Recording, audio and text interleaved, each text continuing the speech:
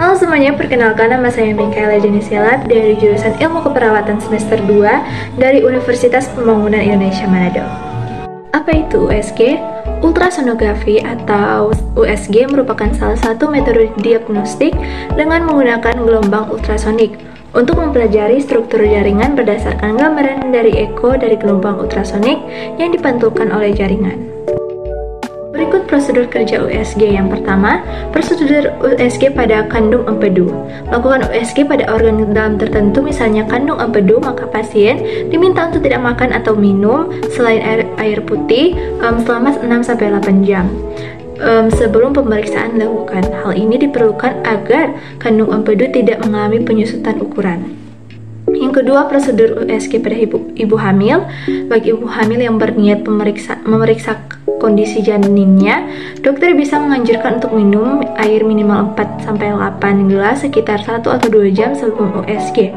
Tujuannya agar kandung kemih terisi sehingga membantu meningkatkan kualitas gambar. Berikut peran perawat. Peran perawat pada pemeriksaan USG memberikan informasi yang cukup mengenai pemeriksaan USG yang akan dijalani oleh pasien dan menyampaikan informasi penting yang harus diketahui pasien. Menanyakan pada pasien apakah sudah menikah atau belum pada saat melakukan pemeriksaan USG transvaginal.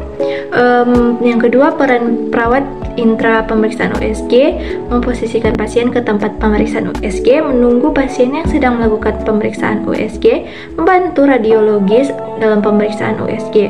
Yang ketiga, peran perawat post pemeriksaan USG membantu klien kembali ke ruangan perawatan, memberikan hasil USG pada klien, memberikan hasil kejelasan pemeriksaan USG apabila klien belum mengerti hasil USG tersebut.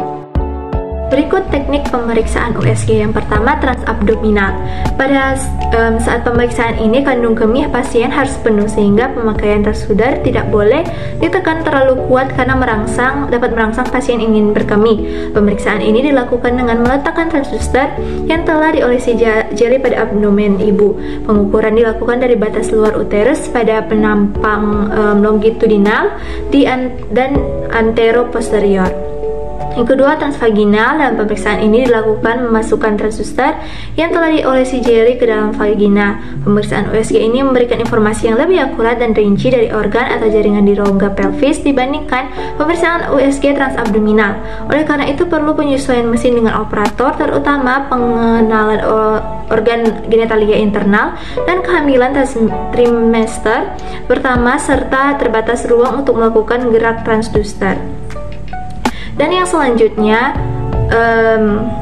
transrektal. Pemeriksaan ini hampir sama dengan pemeriksaan transvaginal. Perbedaannya terletak pada bentuk dan ukuran diameter transducer. Pemeriksaan ini dilakukan dengan memasukkan transducer yang diolesi jeli ke dalam rektum. Maksudnya transparietal atau translabial. Pemeriksaan ini dilakukan pada keadaan tertentu, misalnya pada wanita yang tidak mungkin melakukan pemeriksaan transvaginal atau transrektal. Dalam pemeriksaan ini, transducer diberi jeli dan diletakkan daerah perineum dan digerakkan ke atas ke bawah untuk mencari gambaran organ genitalia. Selanjutnya, pemeriksaan USG invasif. USG ini dapat dipakai untuk menegakkan diagnosa atau tindakan terapeutik. Pemeriksaan USG ini untuk menilai kondisi kehamilan. Pada umumnya hanya diperlukan anestesi lokal untuk memasukkan jarum fungsi, tetapi juga dengan anestesi umum pada tindakan OPU. Teknik yang dipakai biasa secara freehand atau dipandu USG melalui maker fungsi yang ada pada transducer. Interested in nursing or want to be a nurse? Well, Universitas Pembangunan Indonesia Manado jawabannya. Do not worry, kampus kita sudah terakreditasi B kok. So, what are you waiting for? Ayo daftarkan dirimu sekarang juga. For more info, kalian bisa banget ngecek Instagram kampus kita @unpi_manado atau di website kampus kita yaitu di @unpi_acid.